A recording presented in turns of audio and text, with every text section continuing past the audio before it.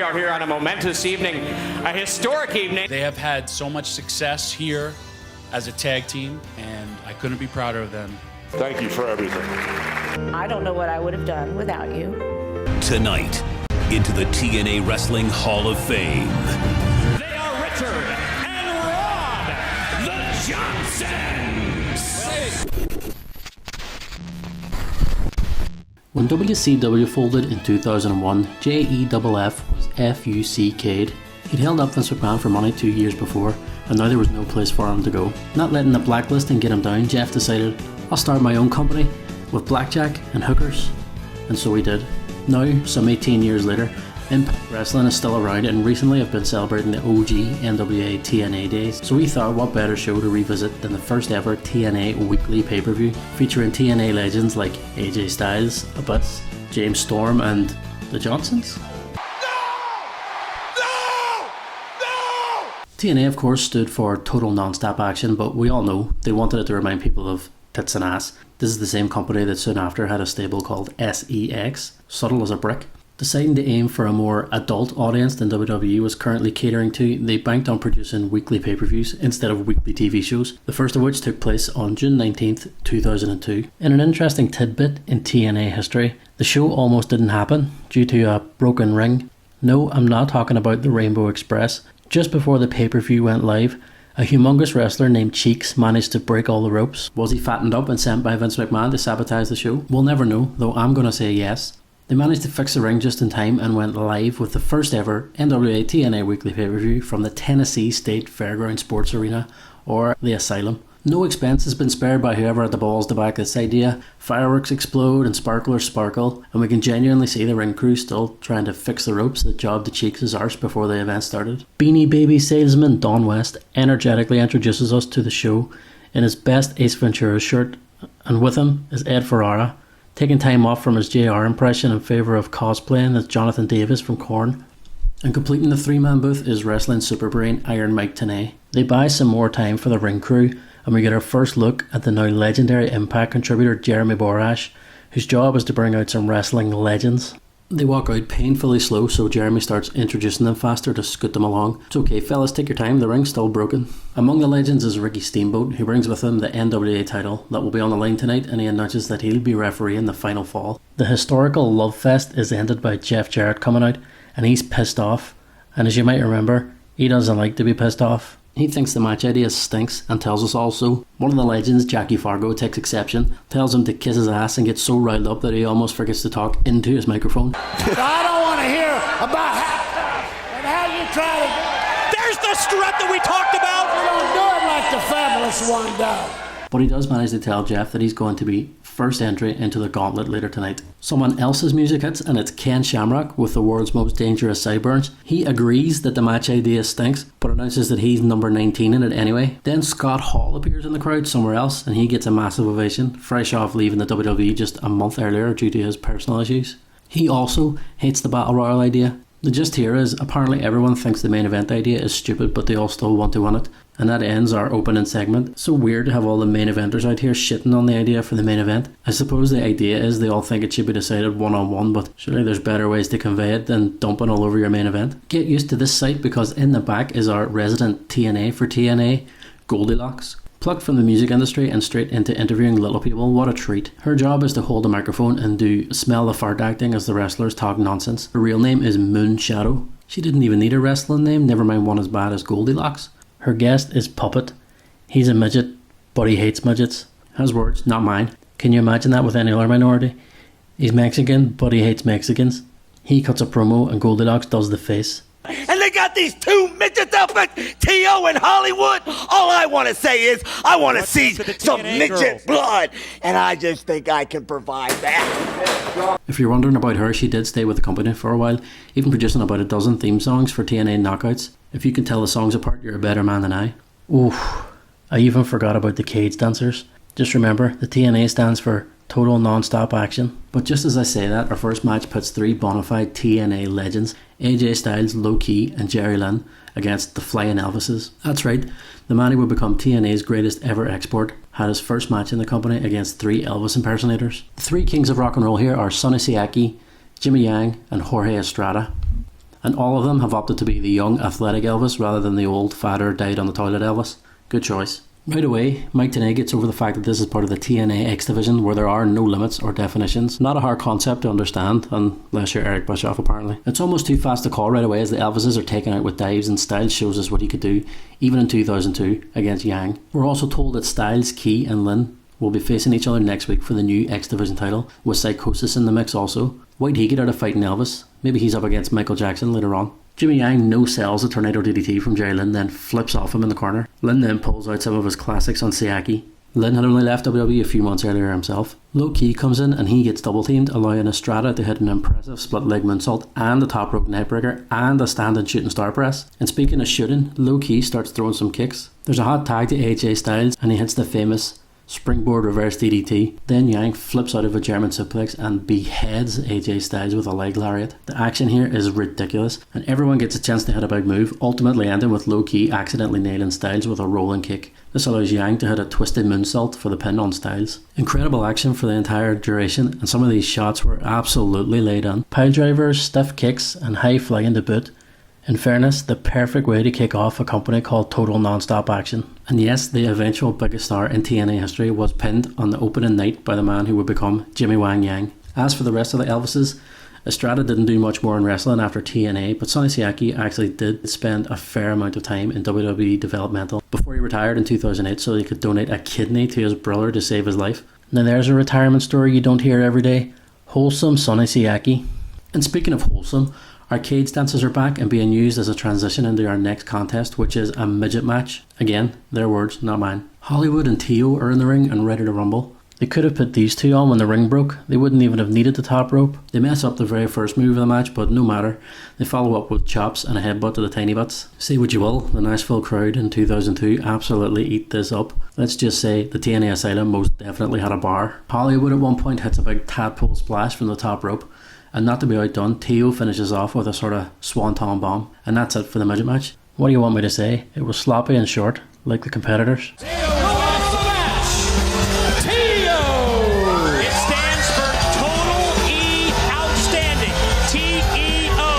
If you thought Ed Ferrara's outfit was bad before, he's taken off his leather jacket now and is wearing a fluffy shirt underneath. He looks like a methed up Big Bird. He has the honour of introducing the TNA Ladies Division to give us a preview of next week's bikini contest. TNA indeed. First out is Francine from ECW trying her best to walk in her heels to the ring. After her is Miss Joni, but they clearly show Daphne on screen. Then cut to Joni, then back to Daphne. There's a lady who just goes by Shannon who awkwardly stands around waiting for her cue. Then, holy shit, Mickey James are here, Alexis Lurie. Completely forgot she was a part of the show. She seems so out of place among the rest considering the star she became and that everyone else is here for the old cat fight. There's a girl called Sasha, a cheerleader called Erin, and ECW's Elektra. Then Taylor Vaughn, the former BB from WWE. Ferrara plays the creep role here, perhaps a bit too convincingly. Francine takes the mic and trash talks them all, and we can all see what's coming. Elektra takes offence, and inevitably the cat fight is on, ECW style, thongs, rolling round, ripped tops and all. And if that doesn't make you want to tune in next week, I don't know what will. Early days for the TNA women here with a makeshift roster of ECW, WCW castoffs and a few unknowns. It would be a while before the Knockouts division was anything worth bragging about. Don't worry, our cage dancers are still holding the bars and shaking their arse. Meanwhile, Goldilocks introduces us to a particularly strange character, Mortimer Plumtree. He's a sweater vest wearing, posh talking, cricket bat carrying weirdo. He's the manager of a tag team and explains to us that they bullied him so bad when he was young that he went to Harvard, learned a lot and became smart enough to make them his servants. They have to do everything he says, or presumably he'll paddle their bottoms. We would meet this tag team up next and you will not believe it. It's the Johnsons. Yes, two grown men dressed in skin suits meant to resemble penises. And if that's not good enough, their names are Richard and Rod. Get it? Dick and Rod. Dick Johnson and Rod Johnson. They're pretty beefy penises too, just so you know. I think we've all heard of this before, but what's not often said is that they were supposedly forced to do this by someone they used to bully. That's some serious long-term revenge. These two yogurt slingers would go on to be the Shane twins, or Gemini.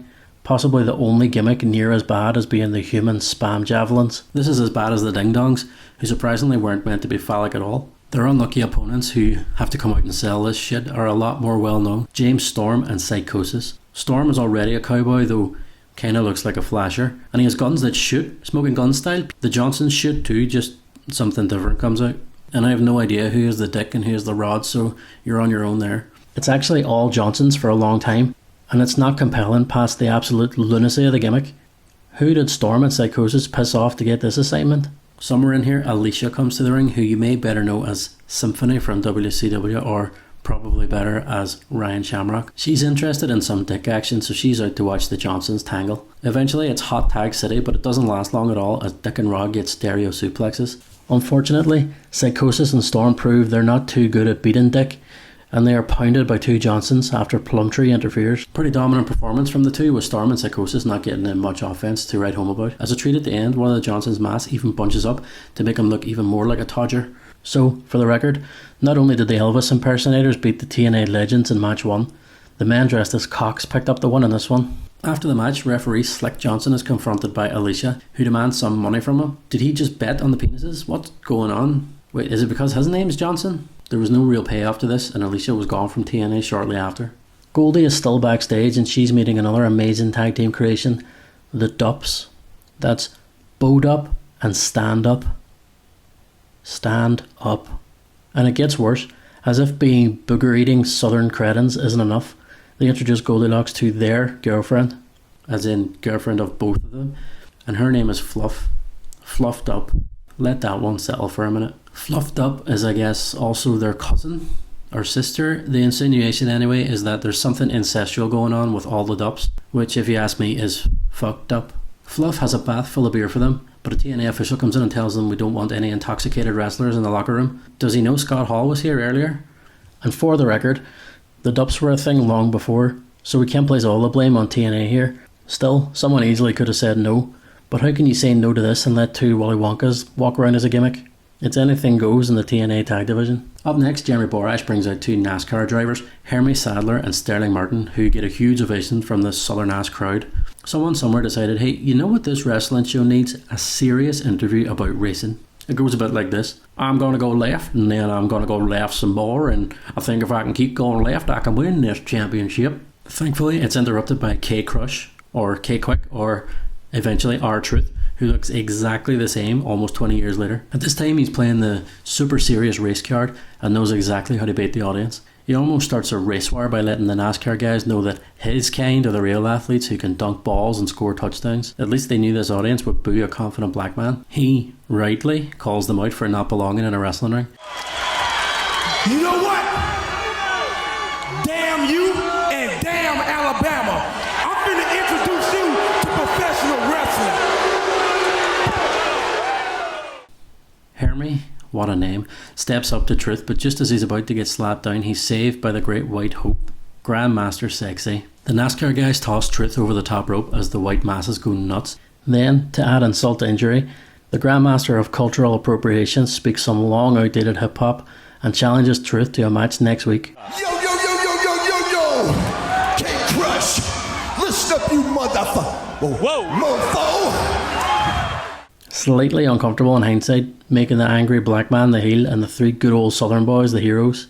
Racism and wrestling, the only thing that went round in circles more than NASCAR. Underground favourites Christian York and Joey Matthews right next, and they have the, I guess, honour of facing the Dups. Joey Matthews would of course go on to become Joey Mercury, and you all know about him. York remained Christian York and was a TNA mainstay for the most part. Stand Up is a much slimmer Trevor Murdoch who thankfully outgrew this gimmick, and you can still see him today on NWA Power. Bowed Up was probably better known as Otto Schwantz, who was a real journeyman, both then and up until last year even. So now that we've met everyone, on to the match. Again, York and Matthews have the more exciting offense, while the Dups are all about that smash mouth southern style, and York really does enjoy a good scream before a move. Sensational.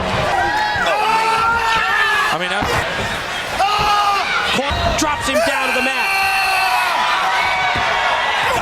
Otto gives Joey some stiff slaps, and then the strangest standing frog splash I've ever seen, and guess what? The Dups win. York decides to have another scream before a big top rope move, and Fluffed Up pushes him off. Bo celebrates by picking a big booger and then munching on it, you know, just like all the greats. Another win for the goofy gimmick tag teams. It seems that in 2002 TNA, the established wrestler types are doomed to lose to the over-the-top gimmicks. It's like early 90s WWF here in the Asylum. The Elvis impersonators, country bumpkins and penis men have all picked up wins. And if you like the NASCAR segment, you're going to love the next one, because it's a music video of Toby Keith singing How do you like me now? on an empty sports field to a lucky lady in the stands. She's actually not too thrilled with it, but every time she tries to get away, he teleports around like a country singing, stalking nightmare. Say what you want, early TNA certainly weren't afraid of being stereotyped as too country. And guess what? Toby Keith is here live. He teleports in again like a redneck nightcrawler, white country hat and all, to perform Angry American. He starts singing first without his guitar plugged in, then with it in, and that seems to work better. And salute we'll always recognize when we see old glory flying.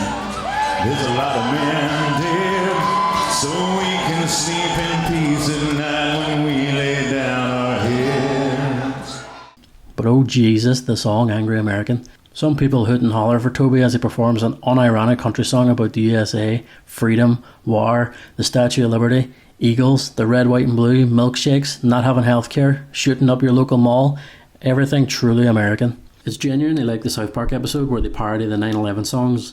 And now he's here once again to capitalize on people's emotions. Let's listen in. Where were you when they built the ladder to heaven? Well, where were you when the Nashville faithful frothed at the mouth at all this overt nationalism that genuinely includes the lyrics, You'll be sorry that you messed with the USA,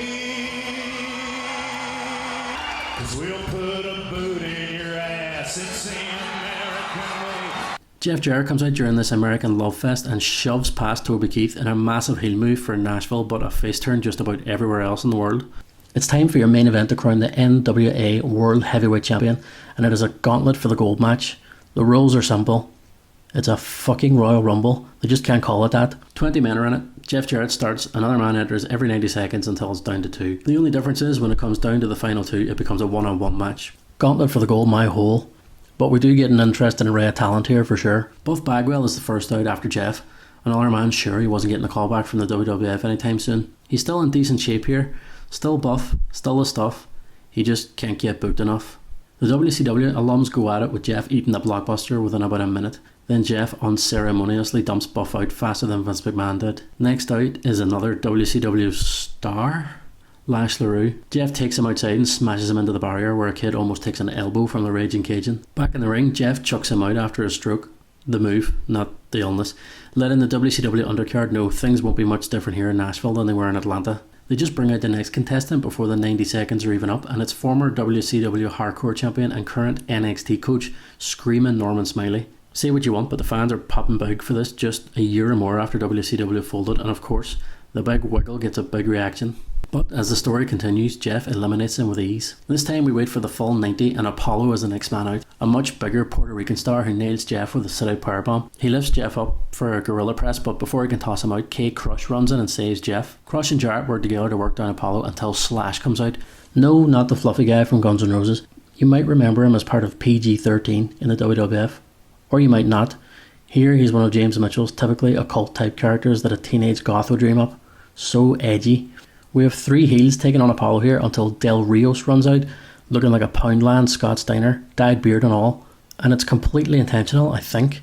At least it has to be because it's so blatant. He even has the big Steiner S on his arse in the Superman style. All he's missing are the steroids. Well, not really. What I don't understand is, why is he doing this when Scott isn't even in the company? I have no idea. Scott Steiner wouldn't even appear in TNA until 2006. Del Rios appeared on this show and never again.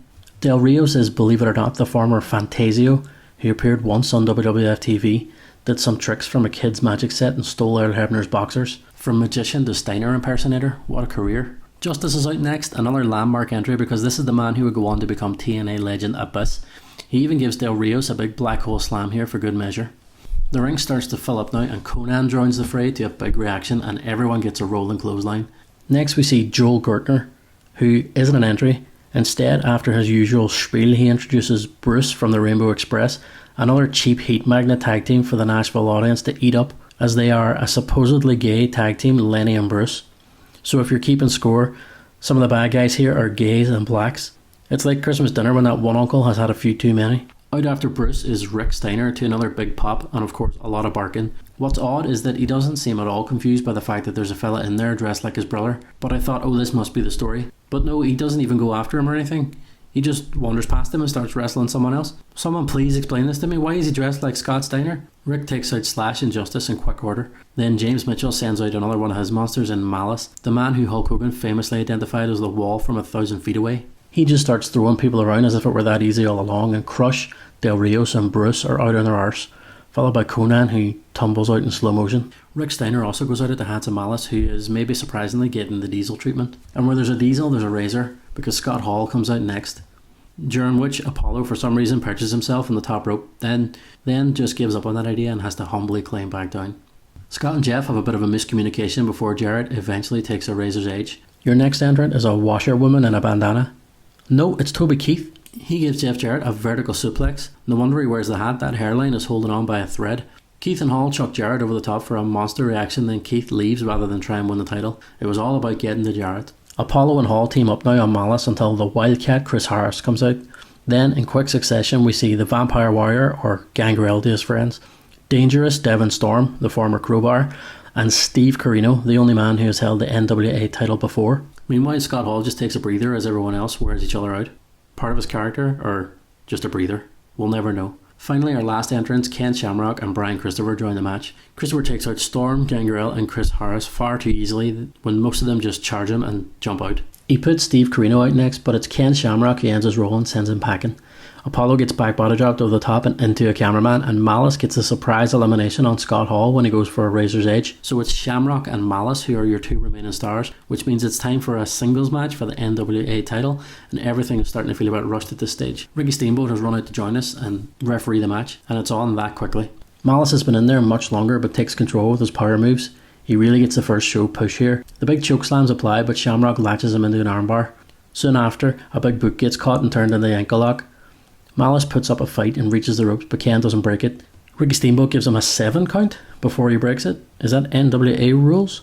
Once more, the chokeslam is teased, but this time Shamrock reverses with a big belly suplex to win the NWA World Heavyweight title and become your first TNA champion. It's the power of the sideburns. And all the Royal Rumble was about 30 minutes, and then the one-on-one match was like 6 minutes. Not the worst battle royal I've ever seen, and pretty interesting to see all these random names show up in the one place. The finale singles match was kept short, and there honestly wasn't much to it. Smart of them to go with the name and Shamrock as their first champion, obviously, but Malice came out of it looking pretty good too. Before the show goes off the air, we see Jeff Jarrett having a shouting match with Toby Keith, who has found his bandana again, thankfully. Jeff comes to the ring and does one final angle, complaining again to the old timers around ringside about the title being decided in a battle royal. Fargo and Keith come back out, and Jackie promises to bring someone next week to kick Jeff Jarrett's ass, and it's Scott Hall. They brawl as the show goes off the air.